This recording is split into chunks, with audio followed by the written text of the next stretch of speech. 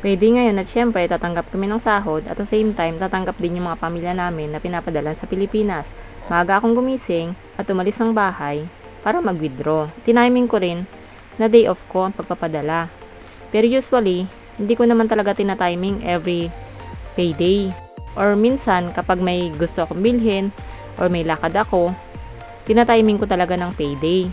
Minsan kasi nakakatakot din na mag day off ng payday kasi may pera ka. Ang daling ubusin ng pera. Sa bagay kahit saan naman, kahit din sa Pilipinas, diba? Kapag hawak mo na ang pera, ang daling maubos. Sa mahal ba naman ng mga bilihin ngayon?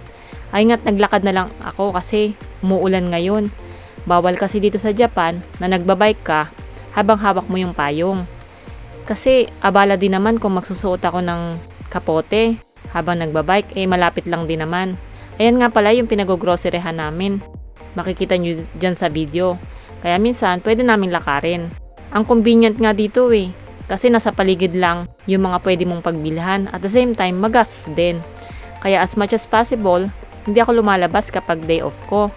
Kasi iniiwasan ko rin ng gumastos. Minsan, lumalabas lang ako kapag kailangan kong sumama sa mga kaibigan ko. Kasi pang stress reliever din bilang OFW. Yun na lang din kasi ang libangan namin mga OFW kapag ka nasa ibang bansa ka. Siyempre OFW nasa ibang bansa, charot. Hindi katulad yan sa Pilipinas na marami kang pwedeng gawin para malibang. At the same time, nandiyan din yung pamilya mo.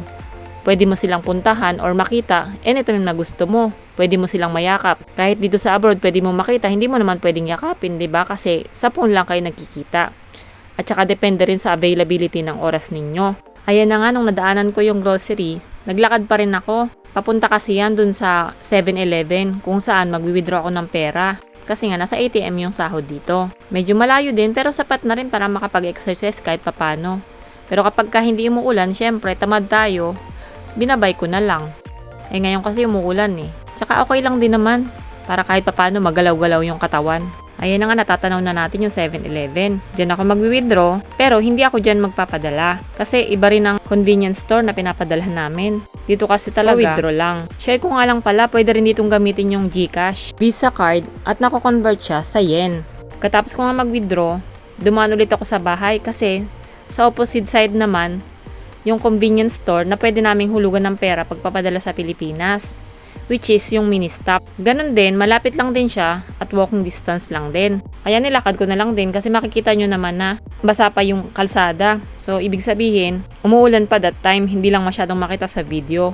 Tsaka yun nga, malapit lang din naman. Kesa naman sa makita ko ng pulis na nagbabike habang nakapayong, abala pa rin sa akin kasi baka mamaya maubos yung 5 nihonggo kong baon.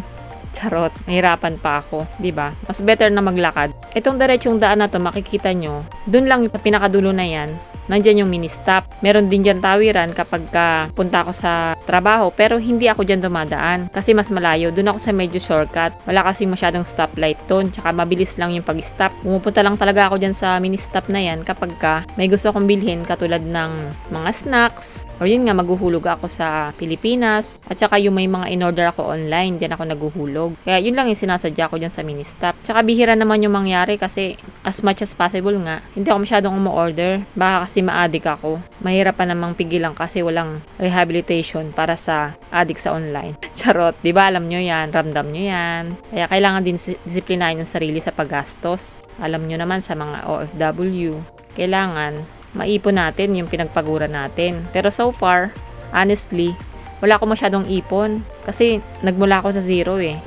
Pero okay lang yun. Di pa rin naman ako nawawala ng pag-asa na balang araw makakaipon din ako. Sa ngayon, ang mahalaga, mapag-aral ko yung mga anak ko at makabigyan sila ng magandang kinabukasan. Yan naman ang pinaka-main goal nating mga magulang, di ba? So yan nga, malapit na ako sa mini-stop. Pero hindi ko na ipapakita sa inyo sa loob kung paano gawin yon.